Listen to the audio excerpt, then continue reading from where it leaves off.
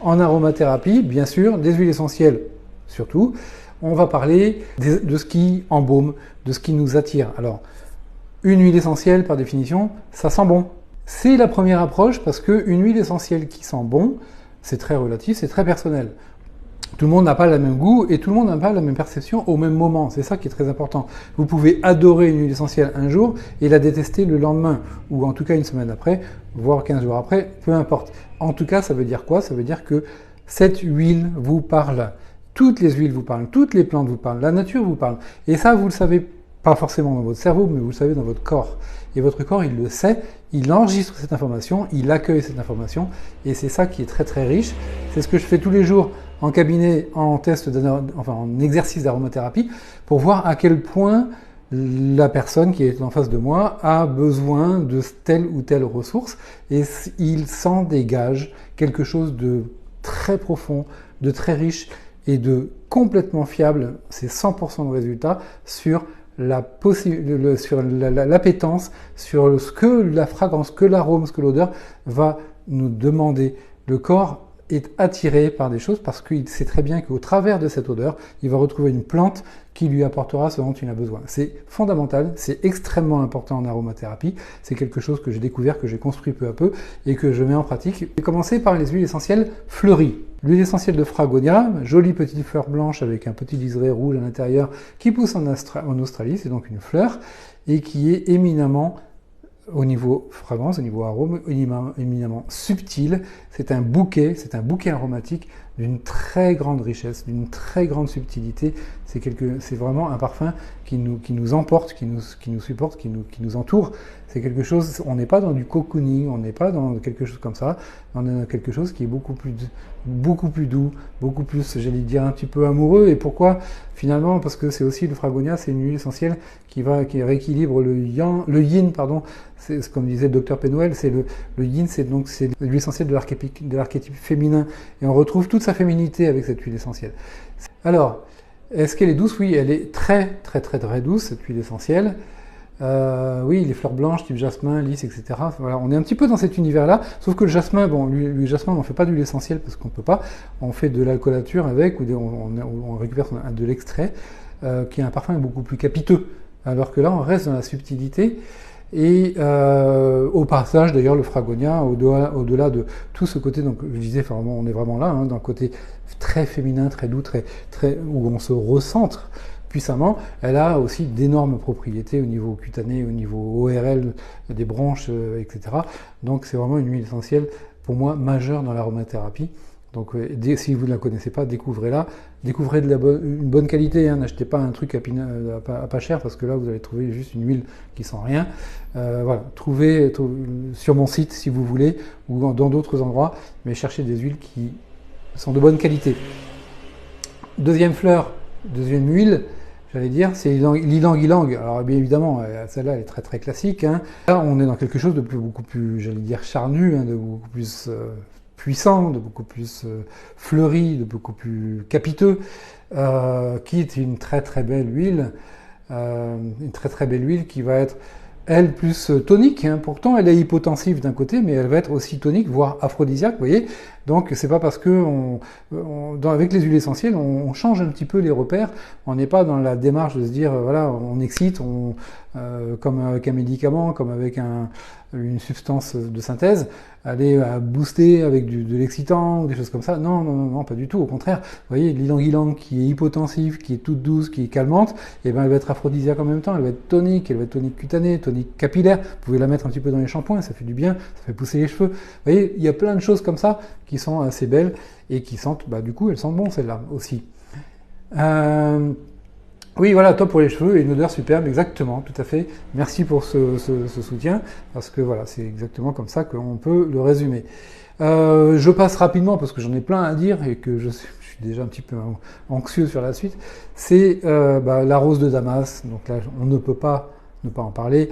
La rose de Damas, c'est la reine des huiles essentielles, c'est de la rose, donc là on est dans une infinitude de douceur, extrêmement prenant, on monte en puissance, extrêmement puissante, et du coup sur tout ce qui est psycho-émotionnel bien sûr, sur la dépression, sur les peines de cœur, sur les problèmes de relationnel, les problèmes même de postpartum d'ailleurs. Tiens, voilà, un petit peu le blues, le baby blues, la rose de Damas, c'est pas mal et c'est bien alors, dans ces cas-là. Et toutes ces huiles dont je vais parler au fil de l'eau, ce sont toutes des huiles à respirer, à sentir, à diffuser bien évidemment. Alors pour l'arthrose, oui bien sûr que j'ai des solutions. Je vous invite à me contacter directement sur mon site sebastiannaturo@gmail.com pour qu'on puisse en parler. Je pourrais partager avec vous une recette puisque ce ne sera pas dans le schéma de ce que j'ai envie de présenter aujourd'hui. Mais bien sûr, ou sinon vous me laissez un petit message sur le chat et je vous répondrai. Vous avez aussi mon site internet sebastiannaturo.fr sur lequel vous pouvez trouver toutes les huiles que je décris au fur et à mesure, évidemment, parce que j'ai fait une sélection avec des huiles de première qualité, donc elles sont là aussi pour vous. Voilà. Est-ce que la rose de Damas ressemble au géranium bourbon? Non, non. Alors, on est sur tous les deux. Alors c'est intéressant, par contre, comme échange, du coup, de pouvoir parler de ça, parce qu'on est vraiment dans cette notion de fragrance. Hein. L'huile essentielle de rose de Damas, elle a quelque chose de très aérien, même de très spirituel. Voilà. Le géranium bourbon, on est quelque chose sur de très j'allais dire qui nous entoure au niveau beaucoup plus personnel. C'est l'ambiance de la maison, c'est le parfum d'une fleur juste à côté, c'est le parfum du cuir quand on le porte. C'est quelque chose voilà de très personnel. La rose de Damas, c'est quelque chose de voilà, comme je l'ai dit tout à l'heure, très spirituel, très à la limite évanescent, hein, c'est dans des très bonnes huiles. Donc on a une dimension différente. Je dirais que le géranium, il va être dans les chakras, il va être plus vers le ventre et vers le cœur, et la rose de Damas, elle va être beaucoup plus, voilà, bien sûr du cœur, mais on va partir jusqu'au coronal sans hésitation. Voilà, en tout cas, c'est un très très bon rapprochement parce que toutes les deux, elles ont aussi un côté très aromatique, très puissant. Et d'ailleurs, la géranium bourbon, on ne s'y trompe pas, ça retrouve beaucoup dans les préparations de parfumeurs. Et d'ailleurs, merci de me rappeler, c'est que dans les huiles essentielles trafiquées, les fausses huiles de rose de Damas, on retrouve quoi? Du géranium, parce que justement, elles se ressemblent un petit peu quand même, et ça trompe son monde, et ça permet de vendre de l'huile essentielle de rose de Damas à bas prix. À bas prix, ça n'existe pas. Une huile essentielle de rose de Damas, un flacon de 2 ml, ça vaut minimum 50 €. Donc ne vous y trompez pas, si vous trouvez moins cher que ça, c'est louche. Ou bien elle est trop vieille, ou bien elle a été mélangée, ou bien il y a quelque chose, en tout cas, ne vous laissez pas avoir. Je poursuis avec alors cette fois-ci, voilà, changer de registre, je voulais parler des huiles essentielles, ce que j'appelle les citronnées. Alors là, on a encore un grand chapitre. Hein, vous connaissez la citronnelle, vous connaissez l'eucalyptus citronné, vous connaissez le lemongrass, et puis il y en a plein qui ont des fragrances citronnées. Ça ne veut pas dire du tout que c'est du citron. Et d'ailleurs, je ne veux même pas parler du citron ici, je vous en parlerai plus tard.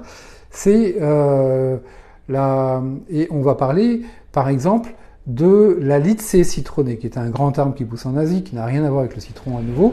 On en distille les feuilles, et c'est une fragrance donc citronnée, mais qui a quelque chose de très fin, de très subtil. C'est pour ça que j'ai envie d'en parler, parce que je l'aime beaucoup, et qu'elle plaît beaucoup aussi. Hein, donc si vous ne la connaissez pas, elle n'est pas très chère, hein, donc n'hésitez pas, faites-vous plaisir, achetez-la, et respirez-la, elle fait beaucoup de bien. Elle est bien pour chasser des idées noires, contre la dépression, pour se calmer.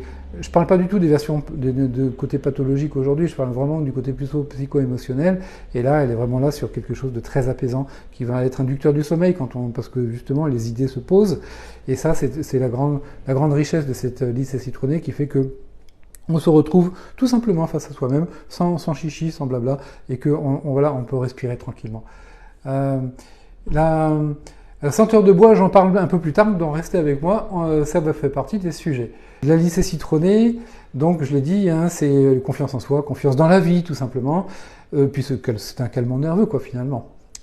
Très proche, la verveine citronnée. Alors la verveine, par contre, celle-là, c'est pas un grand arbre qui pousse en Asie, c'est une petite plante qui pousse dans les jardins. Je pense que beaucoup d'entre vous en avez eu, et ça pousse plutôt facilement. Et c'est une plante qui fait des belles infusions, mais c'est aussi une plante qui fait des très très belles huiles essentielles, et qui avec un potentiel, une puissance pathologique aussi plus importante, hein, je veux dire, sur les gastrites, etc., elle est quand même pas mal. Mais elle a aussi une grande puissance, un petit peu comme les Lycée citronnée. Alors après, il faut choisir son camp, parce que c'est difficile de dire laquelle est la mieux au niveau des angoisses, au niveau du stress, au niveau des insomnies. Elle sera peut-être un peu plus puissante. Je continue avec une autre huile essentielle que j'ai découverte il n'y a pas très longtemps d'ailleurs. Elle est juste là, et pour me rafraîchir la mémoire, je vais la sentir avec vous. Alors bon, je suis un peu mieux placé que vous malheureusement. C'est la menthe bergamote. Elle s'appelle aussi menthe citronnée. Donc je ne sais pas si on voit à l'endroit ou à l'envers, je crois qu'on voit à l'envers. Et c'est une huile essentielle, donc mentha citrata, hein, comme dans son nom l'indique, la menthe et le citron, voilà, enfin citronné. C'est une huile essentielle qui a à nouveau ce côté citronné, et du coup, cette grande fraîcheur, hein, je disais, voilà, lycée citronné, verveine citronnée, de la fraîcheur citronnée, là on est un peu plus dans cet élément-là, qui rappelle la bergamote, donc je vais essayer de parler tout à l'heure, mais rappelle juste un tout petit peu, et qui a des vertus, alors, très équilibrantes au niveau nerveux, c'est antispasmodique, etc. Elle a beaucoup de vertus, donc je ne vais pas faire un catalogue. Elle est comme l'ylang-ylang, hein, on retrouve un petit peu la même logique, alors que le parfum n'est pas du tout pareil. Donc si vous n'aimez pas l'ylang-ylang, peut-être que vous aimerez celle-là pour chercher la même chose, parce qu'elle est tonique, elle est stimulante, elle est tonifiante, elle est rafraîchissante. Elle a à retrouver sa place, à reconnaître sa propre valeur. Enfin bon, elle met à nouveau, elle nous met face à nous-mêmes. Elle est aphrodisiaque, on y va. Elle a beaucoup de vertus pour elle. Et elle est d'une très grande simplicité, mais en même temps d'une très grande richesse aromatique. Donc c'est quelque chose que je retrouve, que je trouve vraiment très très sympa dans certaines huiles comme ça.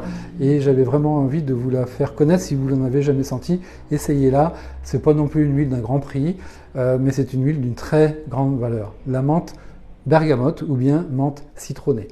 Voilà. Je vais parler cette fois-ci des agrumes, évidemment, on ne peut pas s'en passer, hein, des agrumes. On aime, on n'aime pas. Là, je connais les deux camps. Moi, j'aime beaucoup, mais voilà, après, c'est juste personnel. Encore une fois, de toute façon, les goûts et les odeurs, hein, on dit les goûts et les couleurs, mais les goûts et les odeurs, c'est pareil, c'est très personnel. Comme je l'ai dit en introduction, c'est parce que ça nous parle aussi à des émotions, parce que ça parle aussi à nos besoins profonds. Comme je le disais tout à l'heure, hein, c'est vraiment quelque chose que je travaille beaucoup en séance d'aromathérapie avec toutes les personnes qui me font confiance. On va chercher le plus profond d'eux-mêmes, qu'est-ce ce dont ils ont besoin. Alors, j'ai parlé de la menthe bergamote, je vais faire une petite transition justement sur la bergamote qui, elle, donc la bergamote est un agrume, et qui est un agrume qui est extrêmement calmant, qui apporte de la relaxation, qui apporte de la détente, qui apporte de la sérénité. Qui est très aseptisante aussi, donc ça fait aussi du bien par rapport à la purification à proprement parler de l'air, mais qui va purifier aussi l'esprit. Donc cette bergamote qui est très douce, très agréable, toujours très subtile. En général, voilà, c'est quand même difficile de trouver des gens qui n'aiment pas. Donc si vous voulez faire des petites diffusions sympas, c'est quand même facile en famille d'avoir ce genre de plantes qui vont être donc en huile essentielle bien sûr, en diffusion. Pour détendre et apaiser tout un ensemble, pour apaiser l'atmosphère dans un bel univers. Crème brûlée à la bergamote de Nancy, un délice. Bah oui, évidemment, la bergamote à Nancy, on ne peut pas y échapper, et avec bonheur d'ailleurs. Hein, moi, j'ai découvert cette belle plante à Nancy, effectivement, et je vous la recommande d'ailleurs à tous si vous ne connaissez pas. Allez-y, tête baissée, c'est très bon en bonbons, en parfum. Mangez pas trop de sucre, mais faites-vous plaisir. Et puis surtout, respirez-la, ça sent super bon. Voilà. Après, à côté de la bergamote, qui n'a pas de rapport direct, mais c'est un agrume, c'est la mandarine verte. La mandarine verte, alors il y a aussi de la mandarine rouge, hein, mais la mandarine verte, je la préfère, donc je vous en parle plus. C'est une huile essentielle qui est magique parce que vraiment, c'est lui, je l'ai déjà dit plusieurs fois, mais permettez-moi de redire encore une fois dans ce live, c'est vraiment l'huile du cocooning, c'est l'huile du petit enfant qui se love dans son ancien fusil, dans son lit, dans toute sécurité, en toute sérénité, et qui s'endort avec le pouce dans la bouche. C'est vraiment cette huile essentielle qui nous remet dans notre enfance heureuse, chaleureuse et apaisée, et qui nous aide à dormir. Combien de personnes j'ai vu retrouver le sommeil grâce à cette huile essentielle, c'est formidable. Juste en diffusion, quelques gouttes sur un mouchoir, sur l'oreiller, ça fait tellement bien. Elle est très douce, elle est très fraîche, elle est très agréable. Voilà. Après, je vais vous parler du petit grain de mandarinier. Allez, on va dire, on n'est plus dans l'agrume à proprement parler, mais on n'est pas loin puisque c'est le même arbre. Le petit grain, quand on parle d'un petit grain d'une huile essentielle, c'est qu'on a distillé les feuilles de cet arbre. Donc petit grain de mandarinier, on a distillé la feuille du mandarinier. Voilà, donc mandarine verte, mandarinier, on est toujours sur le même arbre. Et on n'a pas du tout la même odeur. Hein. La mandarine verte, elle est quand même verte, comme son nom l'indique. Là, on est sur de l'huile essentielle de la feuille, et qui va retrouver plus le parfum de la mandarine, mais avec un côté qui est éminemment enfin beaucoup plus fin, beaucoup plus subtil, beaucoup plus relaxant, beaucoup plus serein, beaucoup plus détente, beaucoup plus, voilà, tout ça, tout cet univers-là. La mandarine rouge, elle sera un peu plus vivante, un peu plus, voilà, un peu plus de peps comme ça, alors que le petit grain, on est beaucoup plus en douceur. Comme d'ailleurs le petit grain de bigarade que vous connaissez sans doute, qui est le petit grain de l'oranger amer cette fois, hein, l'arbre c'est l'oranger amer, et qui a ce côté un petit peu de paradis. Je vais parler bientôt du néroli, hein, qui est la feuille, la fleur. Là on parle du petit grain de bigarade sur la feuille, et on a ce côté anti-stress par excellence. Pour moi c'est vraiment lui l'essentiel anti-stress majeur, le petit grain de bigarade, du stress qui vient de l'extérieur, hein, surtout quand on est agressé, quand on est oppressé, quand on est pris par nos patrons, par nos voisins, par peu importe qui, mais que ça nous tombe dessus, que ça nous tombe sur les épaules, ça fait vraiment un bien fou. En diffusion ou en friction, hein, simplement quelques gouttes comme ça, même pures, ça serait pas très agressif. Et si vous préférez avec un petit peu d'huile végétale, bien sûr, et vous massez là, les trapèzes, tout ça, ça détend physiquement, hein, on le sent tout de suite, ça fait un bien tout à fait extraordinaire. Je vais parler aussi maintenant voilà, on en a parlé tout à l'heure, quelqu'un me l'a demandé, sur les huiles essentielles boisées. Donc là, on en a aussi beaucoup de choix. Hein, parce que je vais parler d'abord du sapin baumier, qui est un sapin. Le sapin baumier, B-A-U-M-I-E-R, c'est un sapin qui pousse au Canada. Et quand on le diffuse, on a tout compris. C'est une super balade dans la forêt canadienne. Excellent pour tout ce qui est voie ORL, et ça c'est vrai pour tous les pins et sapins. Et là, très bon pour le moral, pour la détente, pour la légèreté. On est vraiment dans un environnement c'est un bain de nature qui fait un bien fou. Derrière, on a le sapin de Sibérie. Donc voilà, on change de région, vous l'avez bien compris. La Sibérie, avec un parfum qui est beaucoup plus puissant, beaucoup plus fort.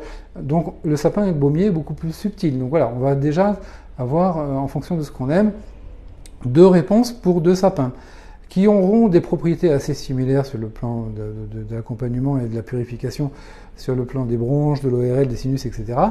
Le sapin de Sibérie sera peut-être un peu plus puissant, justement, au côté psycho-émotionnel. C'est en tout cas ce que j'ai constaté, mais après c'est personnel, donc c'est pas non plus complètement, c'est pas une science exacte de ce point de vue-là, mais toutes les deux auront un intérêt. Après, j'aurai une autre plante que sur le plan, un autre arbre, hein, sur le plan psycho-émotionnel, dans cette notion, cet environnement boisé. On revient, allez hop, on refait quelques milliers de kilomètres, et on retourne au Canada avec la pruche PRUCHE, qui est on appelle ça aussi l'épicéa du Canada, si ma mémoire est bonne, et c'est un très beau conifère, qui lui, alors encore une fois, voilà, sphère ORL, etc., on est d'accord, mais lui, au niveau psycho-émotionnel, à mon sens, a vraiment j'allais dire une pointure au-dessus, enfin une puissance et beaucoup plus fine, beaucoup plus efficace. Et là, on va pouvoir parler véritablement de la prise en charge, comme je l'ai mentionné pour d'autres huiles tout à l'heure, des angoisses, de dépression, de stress, enfin tout cet univers, voilà, où tout ça va pas, on a besoin de se sortir la tête de tout ça. Et quand on est attiré par cette puissance boisée, cette puissance des épineux, cette puissance résineuse, c'est vraiment la pruche que je vous invite à découvrir. Elle a une finesse exceptionnelle à laquelle on adhère vraiment facilement et qui apporte beaucoup de sérénité. Je connais des familles qui diffusent ça, voilà, diffuse ça en famille parce que chacun y trouve son compte, hein, quel que soit l'âge, chacun va y trouver son compte et son content pour pouvoir trouver un apaisement par rapport à sa journée, par rapport à son environnement. Voilà, la pruche du Canada, une belle découverte si vous ne l'avez pas encore découverte. Et voilà, on est dans la peur, dans la confiance en soi, comme je disais, chacun a sa molécule à prendre, j'allais dire. Allez. Ensuite, du coup, quand on parle de bois, on parle de sapin, puis après on va parler de résine, comme je l'ai dit, et il y a notamment des encens, par exemple. Donc on va aller plus dans les méditatives, hein, des boisées peut-être, mais plus méditatives. Et là, je vais parler, alors très rapidement, mais quand même, de la myrrhe amère. Très belle arbre, hein, on connaît. Si on connaît l'histoire des rois mages, on a forcément entendu parler de la myrrhe. Et cette myrrhe amère, qui est une variété spécifique, qui a ce côté très doux, alors là très boisé, mais sur le côté un petit peu comme un encens, bien que ça n'en soit pas un, et qui apporte une puissance très calmante, très douce, très méditative. On en prend une petite goutte, clac, on le met comme ça sous le nez, hein, juste si on veut faire une séance de méditation, ça suffit. Ce sont alors forcément des résineux, donc des huiles très épaisses. On va avoir, alors moins épaisse du coup au niveau de la densité, l'encens au Liban, on appelle aussi l'encens sacré, hein, ou le Boswellia carteri, qui sera une huile essentielle. Bah, forcément, là c'est l'encens de l'église, hein, si vous voulez, c'est l'encens tel qu'on le connaît le plus souvent, et qui va être aussi très apaisante et très calmante et très méditative à nouveau, très anti-inflammatoire, etc. aussi, hein, mais comme la myrrhe d'ailleurs. On va avoir aussi dans les essentiels un petit peu de très forte résine, le vétiver qui aura un petit peu cette puissance aussi. Et puis on a aussi, alors là je change, on n'est plus dans du boisé, mais on est toujours dans du méditatif, à mon sens. Je vais parler du néroli. On a parlé du petit grain de bigarra tout à l'heure dans les huiles par association avec les agrumes. Et là je vais parler du néroli qui est donc la fleur de l'orange amère, et qui a un petit peu, moi j'appelle ça le parfum de paradis, et c'est pour ça que je la mets dans les méditatifs, parce qu'elle est d'une telle douceur, d'une telle subtilité, d'une telle puissance en même temps, qu'elle rassure, elle nous réconcilie avec le monde, elle nous réconcilie avec nous-mêmes, elle nous fait oublier nos problèmes, elle nous fait juste nous sentir bien. On n'est pas du tout en cocooning, hein, comme je disais avec la mandarine verte, pour le petit enfant qui va sucer son pouce. Là, on est un adulte et on va se découvrir le monde et on va humer le monde à plein poumon. On va se mettre dans cette atmosphère-là et on va l'accepter et on va le prendre pour nous. C'est l'huile de la résurrection, hein. Voilà, sans faire de lien religieux, et j'ai pas du tout calculé mon coup. Je l'appelle l'huile du paradis, mais voilà, la résurrection, on y est. Enfin, c'est toute cette ambiance de lumière, de puissance, de douceur. Donc sentez-la, respirez-la, diffusez-la, elle est magnifique. Elle est peut-être un petit peu chère, mais ça vaut vraiment le coup. Je continue, le cèdre. Alors il y a le cèdre aussi, oui, alors j'en ai pas parlé du cèdre, hein. Et évidemment le cèdre de l'Himalaya, le cèdre de l'Atlas, on est dans les boisés là, et des huiles essentielles de l'ancrage, hein. Là carrément on est sur la puissance de la terre qui nous aide à monter au ciel, hein. On reste toujours dans ces grands univers là, on sait des adhésions à la nature à plein poumon, à bras le corps, hein. Je vais... enfin voilà, tout ça, hein, on est dans un monde merveilleux. Moi j'appelle ça les lumineuses, voilà. Hein, vous voyez, je me régale, je suis en train de vous parler, je me régale, vous le sentez bien. Et on va parler, alors cette fois-ci, alors les lumineuses déjà, un petit peu plus à la chandelle, mais ça fait quand même de la lumière, c'est le romarin cinéole. Romarin à cinéole, donc là on change complètement d'univers, on n'est plus sur du cèdre, hein, on est dans tout ça. Le romarin acénéole, c'est I-N-E-O-L-E, hein, c'est important parce qu'il y a beaucoup de romarin. Et celui-là, on va avoir, donc je le disais, les lumineuses, elle va mettre un petit peu de lumière dans notre esprit quand on est embrumé. Là, on est beaucoup plus, là, c'est la fin de journée, vous avez un dossier, vous n'avez pas fini, vous avez vos bouquins de maths, vous n'arrivez pas, enfin ça dépend du âge que vous avez, de ce que vous faites, mais on a toujours cette idée de surcharge mentale. On va pouvoir se libérer un petit peu le mental pour, allez, c'est reparti pour un tour avec un peu de fraîcheur, ça fait du bien dans la tête. Ça, c'est le romarin cinéole. J'ai mentionné la lycée citronnée tout à l'heure, bien sûr, je ne vais pas y revenir en détail, mais on est aussi dans cette idée-là de fraîcheur, de rafraîchissement. Je l'ai dit, hein, c'est contre la déprime, la dépression, ça chasse les idées noires, ça chasse les nuages, ça fait du bien, on a un beau ciel bleu après, on est toujours là-dessus. Pour les huiles essentielles lumineuses, je continue, je vais finir. En tout cas, après, on pourra peut-être partager un tout petit peu plus, c'est Sa Majesté d'une grande simplicité, son excellence, sa magnificence, l'huile essentielle de citron.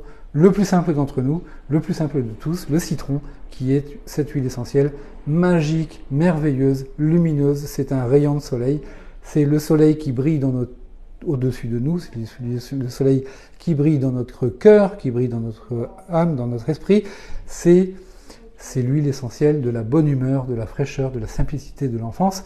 Et ça, je vous invite tous de découvrir une magnifique huile essentielle de citron. Si vous ne l'avez pas, commandez-la sur mon site, trouvez-la ailleurs si vous voulez, mais trouvez une très belle, parce que les huiles essentielles qui sont de citron, entre guillemets, vendues dans les supermarchés de l'aromathérapie, elles sont pourries, elles font mal au nez quand on les respire, mais ça n'a rien à voir. Franchement, expérimentez toutes ces belles huiles avec des vraies huiles avec des vraies qualités et vous verrez à quel point l'univers aromatique est magique et merveilleux. Je voulais vous faire découvrir tout ça, je voulais partager tout ça avec vous, j'avais énormément de choses encore à vous dire, mais c'est tellement difficile de faire le tour, c'est même impossible. Donc voilà, je vous ai distillé, c'est le cas de le dire, quelques bribes de ma passion aujourd'hui. À bientôt, merci, au revoir.